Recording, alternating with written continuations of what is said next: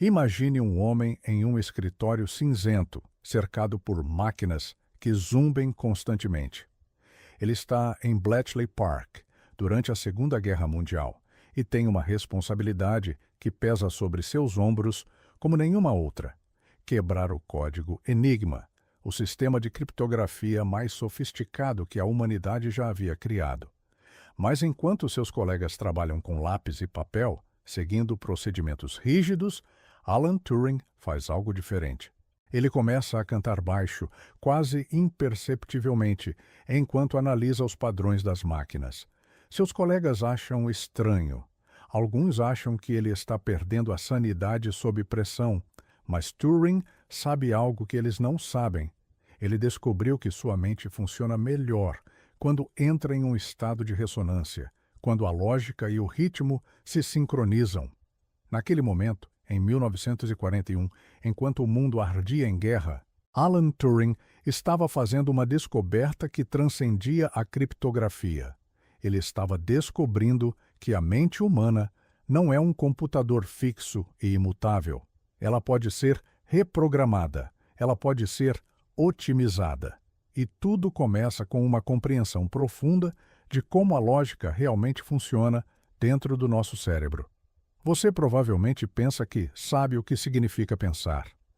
Você acredita que sua mente é uma entidade fixa, que você nasceu com certos limites cognitivos e que esses limites são imutáveis. Você acha que inteligência é algo que você tem ou não tem, que lógica é um processo automático que acontece dentro da sua cabeça sem que você possa interferir. Você está completamente errado.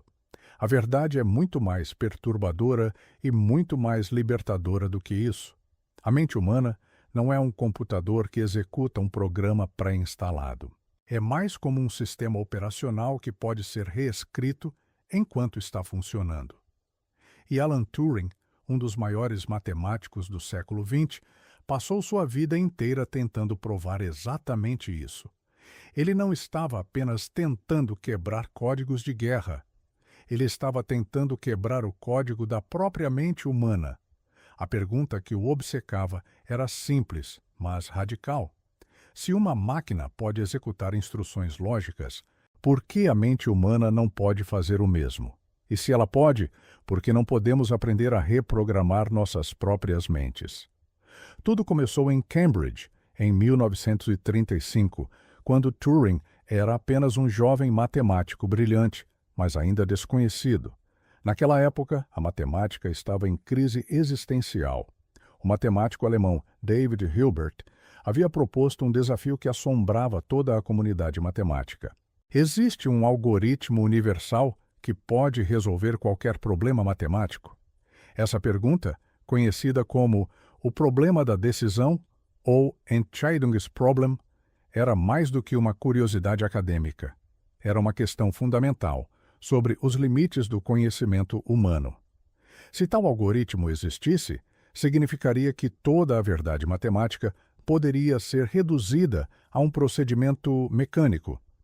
Significaria que a mente humana, em sua essência, é apenas um mecanismo de processamento de informações. Turing, com apenas 23 anos, decidiu enfrentar esse problema de frente. Mas, para fazer isso, ele precisava primeiro definir o que era um algoritmo. O que era, exatamente, um procedimento mecânico? Como você poderia descrever, de forma precisa e universal, qualquer processo computacional possível? A resposta que ele desenvolveu foi revolucionária. Turing imaginou uma máquina teórica, uma máquina que seria tão simples quanto possível, mas capaz de executar qualquer cálculo que pudesse ser feito por qualquer outro computador. Essa máquina tinha uma fita infinita dividida em quadrados, cada um contendo um símbolo. A máquina tinha uma cabeça de leitura que podia se mover para a esquerda ou para a direita. Ler o símbolo, apagar. Escrever um novo símbolo e mudar de estado. Isso era tudo, nada mais. Mas, com esses componentes simples, Turing provou que você poderia computar qualquer coisa que fosse computável. Essa máquina, que hoje chamamos de máquina de Turing, se tornou a base teórica de toda a ciência da computação moderna. Mas aqui está o ponto crucial que a maioria das pessoas não entende. Turing não estava apenas inventando uma máquina abstrata. Ele estava criando um espelho da mente humana. Quando você resolve um problema matemático, quando você toma uma decisão lógica, você está fazendo exatamente o que a máquina de Turing faz. Você está lendo informações do seu ambiente. Você está armazenando informações na sua memória. Você está mudando de estado mental baseado nessas informações e você está produzindo uma saída. A diferença é que a mente humana é infinitamente mais complexa, mas o princípio fundamental é o mesmo. Turing havia descoberto que a lógica não é uma propriedade mística da mente humana, é um processo mecânico. E se é um processo mecânico, então pode ser otimizado, pode ser reprogramado, pode ser melhorado através da compreensão consciente de como funciona. Quando a Segunda Guerra Mundial começou, Turing foi recrutado para trabalhar em Bletchley Park, o centro de inteligência britânico onde os melhores matemáticos e criptógrafos do país trabalhavam para quebrar os códigos alemães. O Enigma era uma máquina de criptografia que usava rotores para embaralhar mensagens. Cada dia, os rotores eram configurados em uma posição diferente, criando uma chave de criptografia diferente. Havia mais de 158 quintilhões de combinações possíveis. Isso significa 158 seguido de 18 zeros. Para colocar isso em perspectiva, se você tivesse um computador que pudesse testar 1 milhão de combinações por segundo, levaria mais de 5 bilhões de anos para testar todas as combinações do Enigma. Era teoricamente impossível quebrar o código por força bruta. Mas Turing não pensava em força bruta. Ele pensava em padrões. Ele pensava em como a mente humana poderia reconhecer estruturas lógicas que as máquinas simples não conseguiam ver. E foi aqui que ele fez sua descoberta crucial sobre como a mente funciona melhor quando entra em um estado de ressonância rítmica. Turing começou a notar que quando ele cantarolava, quando ele entrava em um estado de ritmo constante, sua capacidade de ver padrões aumentava dramaticamente. Não era superstição, não era placebo. Era uma compreensão intuitiva de como o cérebro humano processa informações. Quando você entra em um estado rítmico, quando há uma sincronização entre diferentes partes do seu cérebro, a capacidade de processamento lógico aumenta. Isso é porque o cérebro humano não é apenas um processador de informações. É um sistema de ressonância. Diferentes partes do seu cérebro precisam estar em harmonia para que a lógica funcione no seu melhor nível. Turing havia descoberto empiricamente o que a neurociência moderna confirmaria décadas depois. O ritmo e a lógica estão conectados. A batida cardíaca, as ondas cerebrais, o ritmo respiratório, todos esses processos rítmicos afetam como você pensa.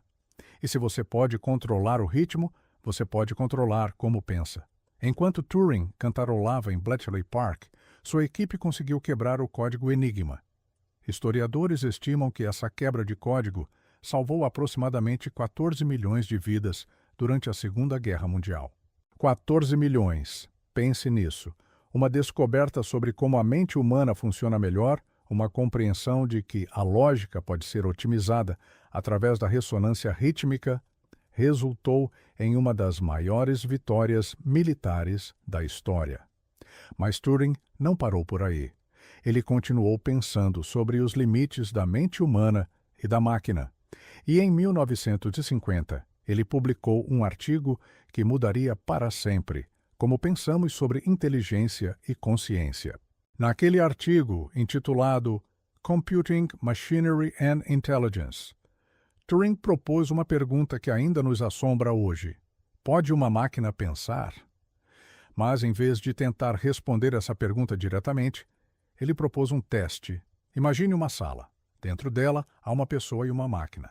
Você está fora da sala e você pode fazer perguntas através de um teclado. Você não sabe qual é a pessoa e qual é a máquina. Você faz perguntas. Se, depois de um tempo, você não conseguir distinguir a máquina da pessoa, então, para fins práticos, a máquina está pensando. Esse é o famoso teste de Turing. E aqui está o ponto que a maioria das pessoas não entende. Turing não estava dizendo que a máquina precisa ser idêntica ao cérebro humano. Ele estava dizendo que se o comportamento é indistinguível, então a distinção não importa. Mas há algo ainda mais profundo nessa ideia. Turing estava sugerindo que a inteligência não é uma propriedade mística. É um padrão de comportamento. É um processo lógico. E se é um processo lógico, então pode ser replicado, pode ser otimizado, pode ser reprogramado. Aqui está onde a maioria das pessoas fica confusa. Eles pensam que Turing estava dizendo que máquinas podem ser tão inteligentes quanto humanos. Mas ele estava dizendo algo muito mais radical. Ele estava dizendo que a inteligência humana é, em sua essência, um processo computacional, que a mente humana é uma máquina. Não uma máquina de metal e circuitos, mas uma máquina biológica, uma máquina feita de neurônios e sinapses. E se é uma máquina, então pode ser compreendida, pode ser otimizada, pode ser reprogramada. Você já passou no teste de Turing sem saber. Toda vez que você interage com um chatbot, toda vez que você usa um assistente de IA, você está participando de uma versão moderna do teste de Turing. E a razão pela qual esses sistemas funcionam é porque Turing estava certo. A inteligência é um padrão, é um processo, é algo que pode ser replicado e otimizado. Mas aqui está o paradoxo que Turing enfrentou e que ainda nos assombra hoje. Se a mente humana é uma máquina, se a inteligência é apenas um processo computacional, então o que nos torna humanos? O que nos diferencia de um algoritmo? Turing passou o resto de sua vida tentando responder essa pergunta, e a resposta que ele chegou foi perturbadora. Ele descobriu que não há diferença fundamental, que a mente humana é de fato um algoritmo muito complexo, muito sofisticado, mas um algoritmo ainda assim. E se é um algoritmo, então pode ser reprogramado, pode ser otimizado. Pode ser melhorado através da compreensão consciente de como funciona. Agora, vamos falar sobre o que isso significa para você. Você está vivendo em um mundo onde máquinas estão se tornando cada vez mais inteligentes. Inteligência artificial generativa, algoritmos de aprendizado profundo, redes neurais que conseguem gerar texto, imagem, vídeo, tudo isso é baseado nas ideias que Turing desenvolveu. Mas enquanto as máquinas estão se tornando mais inteligentes, a mente humana está se tornando mais lenta. Você está constantemente distraído. Seu cérebro está sendo bombardeado com informações. Sua capacidade de concentração está diminuindo. Você está perdendo a corrida contra as máquinas. Mas aqui está a coisa. Você não precisa perder, porque Turing descobriu algo que as máquinas ainda não conseguem fazer. Ele descobriu que a mente humana pode se reprogramar a si mesma, que você pode otimizar sua própria lógica, que você pode entrar em um estado de ressonância, onde sua capacidade de processamento aumenta dramaticamente. Quando você entende como a mente funciona, quando você compreende que a lógica é um processo que pode ser otimizado, você ganha o poder de mudar como você pensa. Você pode aprender a reconhecer padrões que antes não via. Você pode aprender a processar informações mais rapidamente. Você pode aprender a tomar decisões mais lógicas e menos emocionais. Você pode aprender a entrar em um estado de fluxo onde sua mente funciona no seu pico de capacidade. E tudo começa com uma compreensão simples. Você não é um computador fixo. Você é um sistema que pode ser reprogramado. Você é uma máquina que pode ser otimizada. E o primeiro passo para otimizar sua mente é entender como ela funciona. Turing descobriu que há certos estados mentais que permitem que você pense melhor. O estado de ressonância rítmica é um deles. Quando você entra em um ritmo, quando há uma sincronização entre diferentes partes do seu cérebro, sua capacidade de processamento lógico aumenta. Isso é porque o cérebro não é apenas um processador de informações, é um sistema de ressonância. Diferentes partes do seu cérebro precisam estar em harmonia para que você pense no seu melhor nível. Quando você canta, quando você se move em ritmo, quando você respira em padrões regulares, você está sincronizando diferentes partes do seu cérebro. Você está criando uma ressonância que permite que a lógica funcione melhor. Turing sabia disso. E é por isso que ele cantarolava enquanto trabalhava. Não era uma excentricidade. Era uma estratégia consciente para otimizar sua própria mente. Mas há algo ainda mais profundo aqui. Turing estava explorando a ideia de que a mente humana pode ser reprogramada através da compreensão consciente de seus próprios processos. Quando você entende como você pensa, quando você se torna consciente dos padrões lógicos que sua mente segue, você ganha o poder de mudar esses padrões. Você pode aprender a pensar de forma diferente. Você pode aprender a resolver problemas de forma diferente. Você pode aprender a ser mais criativo, mais lógico, mais eficiente. Tudo isso é possível porque a mente humana não é um computador fixo, é um sistema adaptativo. É uma máquina que pode ser reprogramada. Agora, deixa eu te contar como tudo isso termina. Turing continuou trabalhando em seus problemas matemáticos e filosóficos até o final de sua vida. Ele explorou a ideia de máquinas pensantes. Ele trabalhou em biologia matemática. Ele tentou entender os padrões que emergem na natureza. Mas em 1954, aos 41 anos, Turing morreu. A causa oficial foi envenenamento por cianeto, mas há evidências de que foi um suicídio. Turing havia sido perseguido por sua sexualidade. Ele havia sido condenado por indecência grave, simplesmente por ser homossexual. Ele havia sido submetido a tratamento hormonal forçado, e no final ele não conseguiu mais. A mente que havia revolucionado a matemática, que havia quebrado o código Enigma, que havia definido os limites da inteligência e da computação, foi destruída não por um problema lógico, mas por uma sociedade que não conseguia aceitar sua diferença.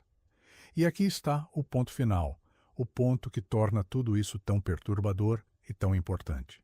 Turing havia descoberto que a mente humana pode ser reprogramada, que a lógica pode ser otimizada, que você pode mudar como você pensa através da compreensão consciente de seus próprios processos. Mas ele não conseguiu reprogramar a sociedade. Ele não conseguiu mudar a lógica de um sistema que o perseguia. E no final, a mente mais brilhante do século XX foi destruída não por um problema que ela não conseguisse resolver, mas por um problema que a sociedade não conseguia resolver. Turing provou que a mente humana é uma máquina. Mas ele também provou que uma máquina, por mais brilhante que seja, ainda é vulnerável, ainda é mortal, ainda pode ser destruída. E talvez essa seja a descoberta mais importante de todas, que a inteligência, por mais pura e lógica que seja, não é suficiente para sobreviver em um mundo que não a compreende. Que você precisa não apenas de lógica, mas também de compaixão, não apenas de inteligência, mas também de humanidade. E que a verdadeira reprogramação não é da mente individual, mas da mente coletiva, da sociedade, do mundo. E aqui está o ponto final, o ponto que torna tudo isso tão perturbador e tão importante. Turing havia descoberto que a mente humana pode ser reprogramada, que a lógica pode ser otimizada, que você pode mudar como você pensa através da compreensão consciente de seus próprios processos. Mas ele não conseguiu reprogramar a sociedade. Ele não conseguiu mudar a lógica de um sistema que o perseguia. E no final, A mente mais brilhante do século XX foi destruída não por um problema que ela não conseguisse resolver, mas por um problema que a sociedade não conseguia resolver. Turing provou que a mente humana é uma máquina, mas ele também provou que uma máquina, por mais brilhante que seja, ainda é vulnerável, ainda é mortal, ainda pode ser destruída. E talvez essa seja a descoberta mais importante de todas, que a inteligência, por mais pura e lógica que seja, não é suficiente para sobreviver em um mundo que não a compreende, que você precisa não apenas de lógica, mas também de compaixão, não apenas de inteligência, mas também de humanidade. E que a verdadeira reprogramação não é da mente individual, mas da mente coletiva, da sociedade, do mundo.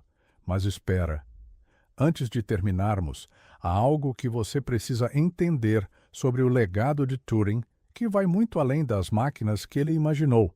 Quando Turing morreu em 1954, o mundo não sabia ainda o tamanho real de sua contribuição. A maioria das pessoas o conhecia apenas como um matemático excêntrico que havia trabalhado em criptografia durante a guerra. Poucos compreendiam que ele havia fundamentalmente alterado a forma como a humanidade pensa sobre pensamento. Ele havia criado uma linguagem universal para descrever qualquer processo computável. Ele havia provado que existem problemas que nenhuma máquina, por mais poderosa que seja, jamais conseguirá resolver. E ele havia feito uma pergunta que ainda nos assombra. Se uma máquina pode passar no teste de Turing, se ela consegue enganar um humano fazendo parecer que pensa, então qual é a diferença entre pensar e simular o pensamento? Essa pergunta não é apenas acadêmica, ela é existencial. Porque hoje, lá em 2026, você está vivendo em um mundo onde máquinas estão começando a passar no teste de Turing. Sistemas de inteligência artificial generativa conseguem escrever poesia, resolver problemas matemáticos complexos, gerar código, criar imagens e fazer conversas que parecem genuinamente inteligentes. E a pergunta que Turing fez há 76 anos está se tornando cada vez mais urgente. O que isso significa para você? O que significa ser humano em um mundo onde máquinas conseguem fazer tudo o que você consegue fazer? E, frequentemente, melhor. A resposta que Turing nos deixou não é reconfortante. Ele sugeriu que talvez não haja diferença fundamental, que talvez a humanidade seja apenas um algoritmo muito complexo rodando em um substrato biológico, que talvez a consciência, a criatividade, o livre-arbítrio, tudo isso seja apenas a ilusão de um sistema computacional muito sofisticado. Mas aqui está o ponto crucial, que a maioria das pessoas não compreende. Mesmo que isso seja verdade, mesmo que você seja apenas um algoritmo, isso não diminui seu valor, não diminui sua importância. Porque um algoritmo que consegue amar, que consegue criar significado, que consegue sofrer e se alegrar, é um algoritmo que merece respeito, merece dignidade, merece ser protegido. Turing entendeu isso. E é por isso que sua morte é tão trágica. Não porque ele era um gênio matemático, mas porque ele era um ser humano que merecia viver em um mundo que o aceitasse, um mundo que compreendesse que a diferença não é um erro de programação, é uma variação, é uma diversidade, é algo que torna o sistema mais rico, mais complexo, mais interessante. Turing foi perseguido, condenado, submetido à castração química, tudo porque era diferente. Tudo porque a sociedade em que vivia não conseguia reprogramar sua própria lógica para aceitar a diversidade. E no final, essa falha não foi de Turing, foi da sociedade. Agora deixa eu te contar o que aconteceu depois que Turing morreu. Sua morte foi oficialmente registrada como envenenamento por cianeto. Mas há evidências de que foi suicídio. Uma maçã parcialmente comida foi encontrada ao lado de seu corpo. Alguns especulam que ele a envenenou como referência à Branca de Neve. Outros acreditam que foi apenas uma coincidência trágica. Mas o que importa não é como ele morreu. O que importa é que ele morreu porque a sociedade não conseguiu aceitar quem ele era. E isso é um fracasso não de Turing, mas de todos nós. Mas aqui está a coisa mais importante. O legado de Turing não morreu com ele. Muito pelo contrário. Tudo o que você usa hoje, toda a tecnologia que permeia sua vida, é construída sobre os fundamentos que Turing estabeleceu. Seu smartphone é uma máquina de Turing. Seu computador é uma máquina de Turing. A inteligência artificial que você usa todos os dias é uma aplicação dos princípios que Turing desenvolveu. Quando você faz uma busca no Google, você está usando algoritmos que Turing ajudou a fundamentar. Quando você conversa com um assistente de IA, você está participando de uma versão moderna do teste de Turing que ele propôs. Turing não apenas mudou a matemática, ele mudou o mundo. E talvez a lição mais importante que Turing nos deixou não seja sobre máquinas ou lógica ou computação. Talvez seja sobre humanidade, sobre a importância de aceitar a diferença, sobre a necessidade de criar sistemas sociais que possam se reprogramar, que possam evoluir, que possam abraçar a diversidade em vez de persegui-la. Porque se há uma coisa que Turing provou, é que a rigidez é morte. Que um sistema que não consegue se adaptar, que não consegue mudar, que não consegue aceitar novas ideias e novas formas de ser, é um sistema que está condenado ao fracasso. E talvez, apenas talvez, a verdadeira reprogramação que precisamos não é da mente individual, é da mente coletiva, é da sociedade, é de todos nós. Então, quando você acordar amanhã, quando você se deparar com um problema que parece impossível de resolver, quando você sentir que está preso em um padrão de pensamento que não funciona mais, lembre-se de Turing.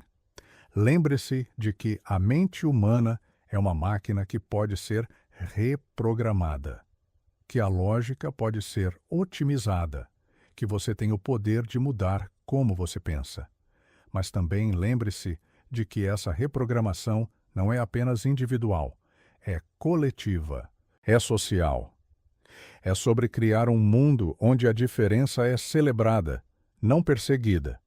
Um mundo onde a inteligência é valorizada, mas a compaixão é ainda mais importante.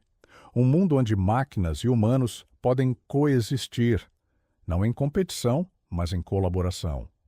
Um mundo que Turing nunca conseguiu ver, mas que ele nos deixou o mapa para construir.